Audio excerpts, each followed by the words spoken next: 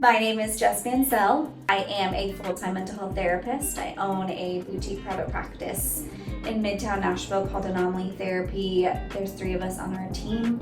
We see both individuals and couples and families to address any mental health issue that someone is kind of carrying with them. We all operate from a non-pathologizing lens, which ultimately means while we all can diagnose on the team, we don't operate from categorizing symptoms that people present with. There's a really big emphasis on education in what we provide. There's a big emphasis on normalizing the experience that you're having.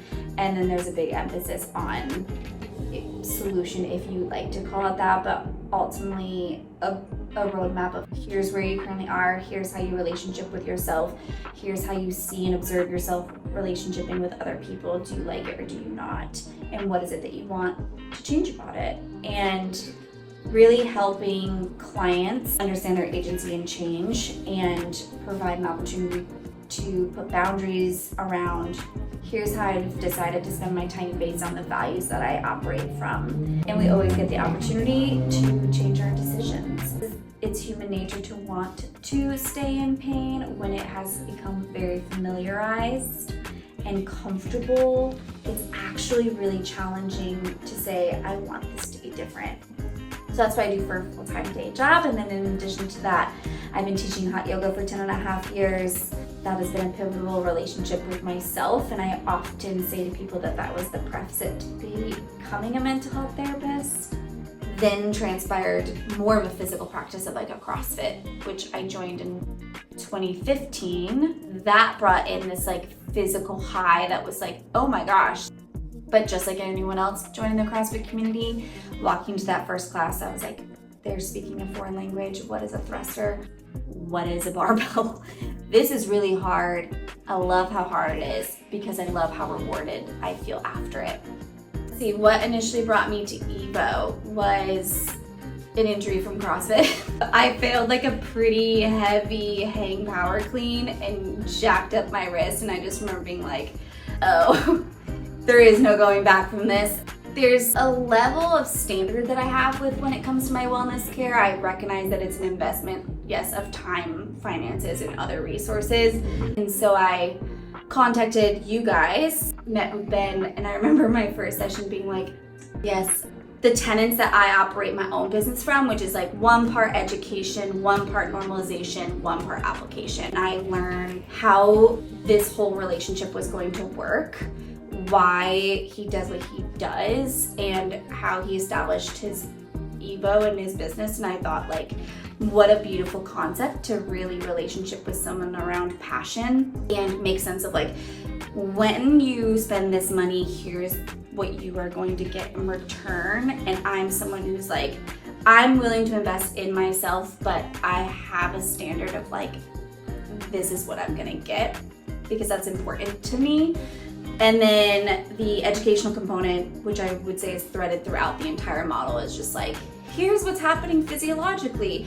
Here's how that mental and emotional component comes alive and has a really big effect on the physical component. And then here's how we're gonna help you manage that with the reality that you are your own driver in that. Like, here's the tools, and the expectation is that you're gonna apply those outside of this space because we get 1 hour a week or every other week or whatever the cadence is. Life happens, and there's other things that apply to the injury or the undertone or the root cause that are not a surface level thing. Yeah, we can fix the wrist, but that's not a relationship. EVO has established a relational tactic and approach. That's like what brought me here, and then what ultimately has kept me here is the level of investment in me. Like, it's not often that if there was space and time where I wasn't coming here that I didn't get checked in on or I wasn't connected. And I remember when you guys opened HQ, I don't even think I was actively seeing anyone, and I was like, we're going, like, this is huge. And just like, again, that passion pit for him, and I do believe that the team he has built buys into that passion, and it's not because it's Ben's passion, it's because of their own. And as a result, I've seen 4 practitioners at EVO now, and the continuity of care is there. It's here's what I have going on, and here's like who is best to help me, right? So I've seen like Ben, I've seen Will is that from time to time, and I've seen Dr. Sarah for a while, and then now I'm seeing Lexi for pelvic floor.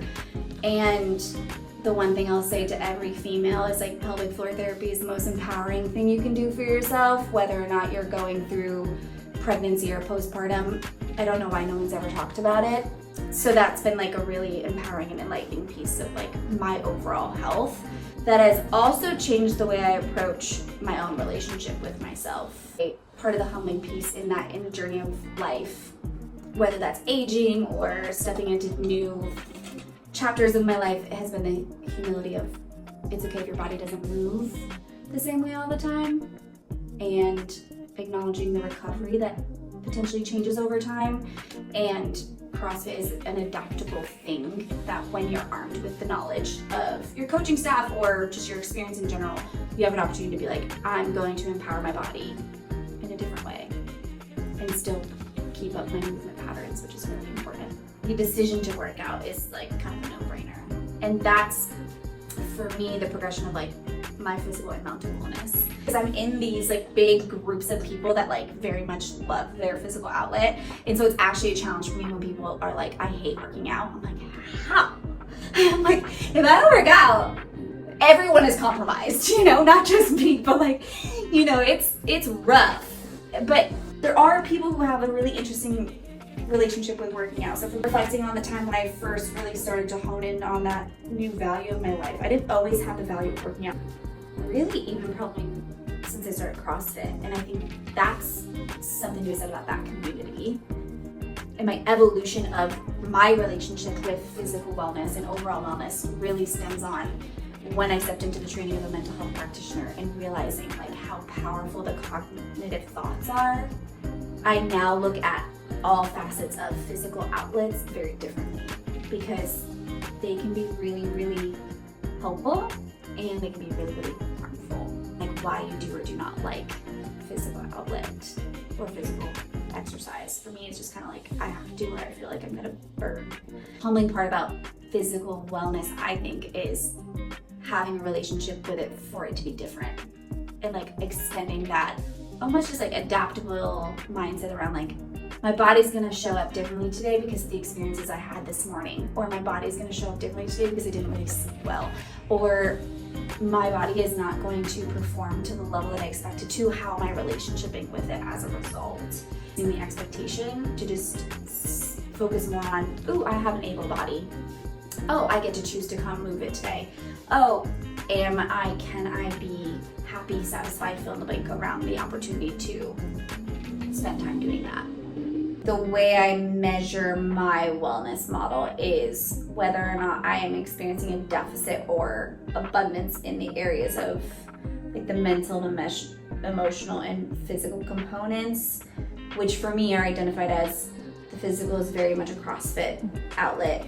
The mental is very much my relationship with myself. Sometimes that incorporates my own mental health therapy, and sometimes that incorporates other outlets that I have established for myself. And then the emotional is really the yoga practice, and sometimes that looks like practicing, and sometimes that looks like imparting wisdom by teaching, and that's a fine line within those two as well.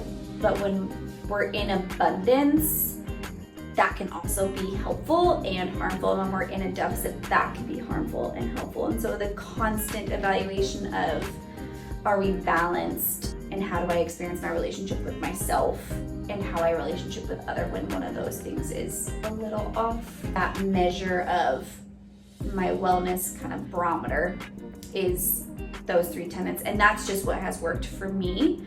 And what I've established with that is in constant flux, and it's in constant assessment of, is this working? Do I need to change things? And based on seasons of life, it does change.